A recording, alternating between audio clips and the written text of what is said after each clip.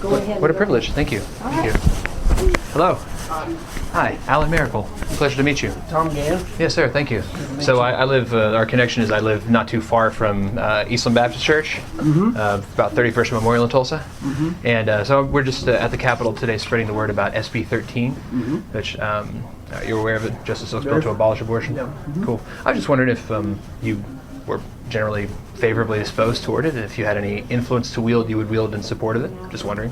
I think we all have a desire to have abortion stopped at some point in time. I think that's both goals of what what you have and what or what you want with Senate Bill 13 and what I want would be the same thing, just abolish abortion. How that happens, I'm not sure. I'm not sure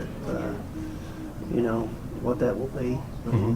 It's all got to work in in both houses, and so. As far as how, I mean,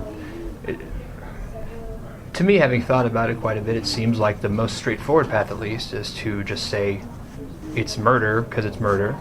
And then if anybody says it's not murder, then they're wrong, and we ignore them. Yeah, we did that last year with the House joint resolution from Chuck Strong. Are you familiar with that? A joint resolution, does that have any binding legal force? No, that's the best they could do at the time. That's all we could get through, the House, and it was only by voice vote. They didn't want a recording on that, but that's you do what you can. I'm often at the abortion mill in Tulsa. They murder about 25 babies a week there. This joint resolution has had no effect on the business there. Yeah. IVF continues. But it declares it's murder. I mean, it was declared as murder from the well of the House, which is a start. You gotta gain ground when you can, and that's why I supported it. It was the only thing that was out there. So. Would you be willing the next chance you get to author a bill and kind of put forward one kind of from scratch, which is next session, I guess?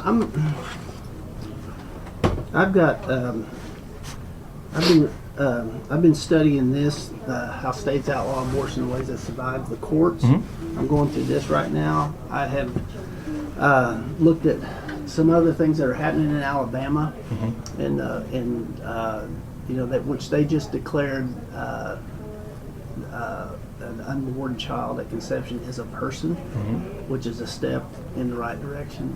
And so there's the personhood aspect of it, giving the child 14th Amendment rights, 5th Amendment rights upon conception is important, I think.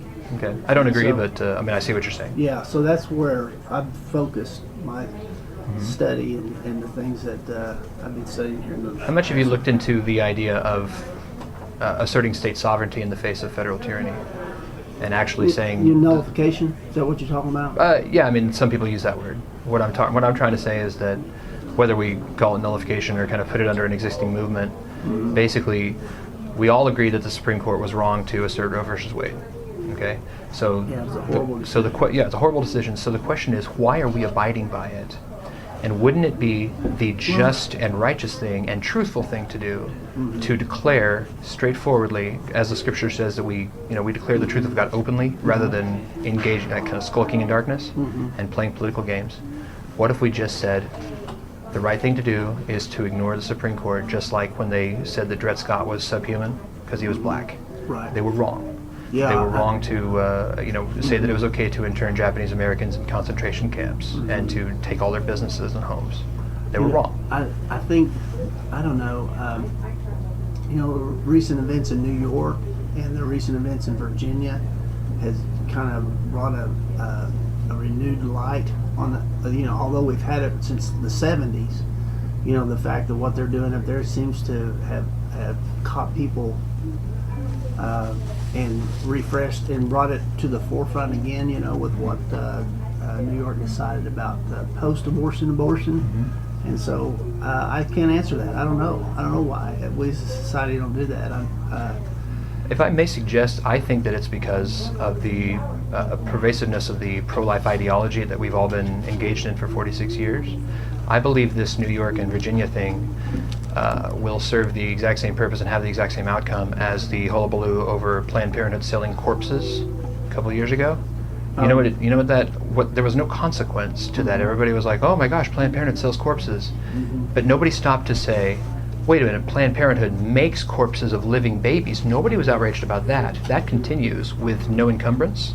But they sold baby parts, and so everybody was mad for 2 weeks because the media told them to be. In the same way, to get all mad about what New York and Virginia have done is simply to engage in ageist discrimination. It's just as legal in the state of Oklahoma to murder babies. You just have to do it a little earlier. Yeah. Everybody is mad because you take a baby who's like wiggling and crying, and you slice his skull, out. Everybody's outraged.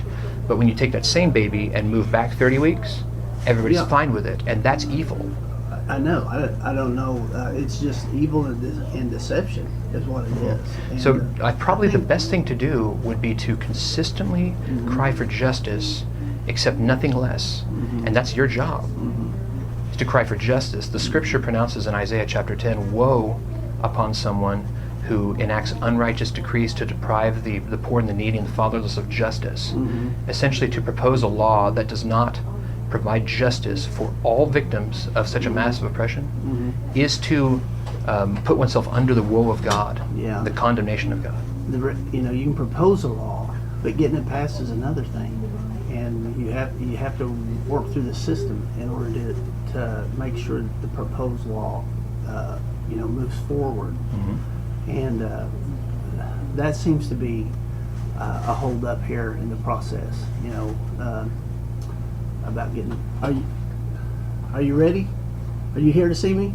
Yeah, okay. My appointment's here. Sure. But we got to have something that'll pass. Get it to the governor. We got to do that. So you can propose all day long, but unless you have a vehicle. I would just suggest that you do the right thing regardless of whether you think it'll pass. And the right thing is always to say abolish abortion with no exceptions, totally and immediately. I'm with you on that. Then I urge you to do it, because you have the power to propose a law to do it on the House side. Don't wait for another session. As soon as you can, propose a law of total and immediate abolition and do nothing less. Thank you for your time. Thank you, sir. God bless you. All right, you bet. All right, let's go. Grab that. I'm hearing from him. Thank you, sir. Thank you, ma'am. God bless you. You're welcome. Have a great day.